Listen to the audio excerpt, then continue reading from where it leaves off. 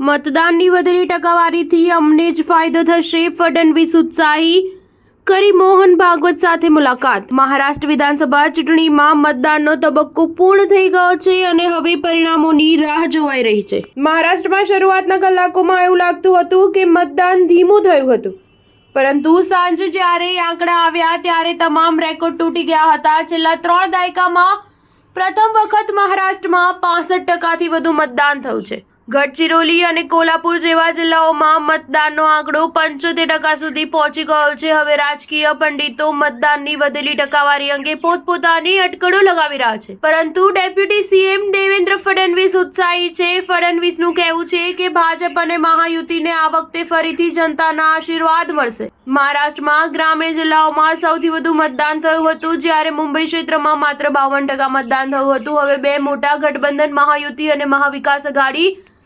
પોતપોતાની જીતનો દાવો કરી રહ્યા છે।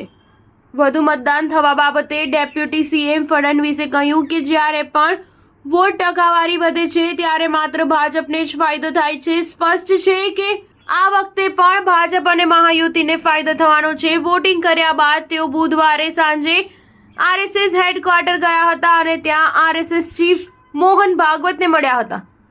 સૂત્રોનું કહેવું છે કે આ બેઠક દરમિયાન મોહન ભાગવત સિવાય વરિષ્ઠ નેતા ભૈયાજી જોશી પણ હાજર હતા। તેઓ સંઘના મુખ્યાલયમાં લગભગ 20 મિનિટ રોકાયા અને પછી ચાલ્યા ગયા।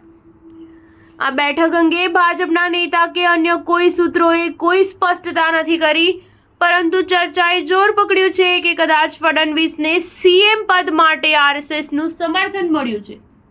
સ્ટાર ન્યૂઝ 7 હંમેશા સચ્ચાઈની સાથે।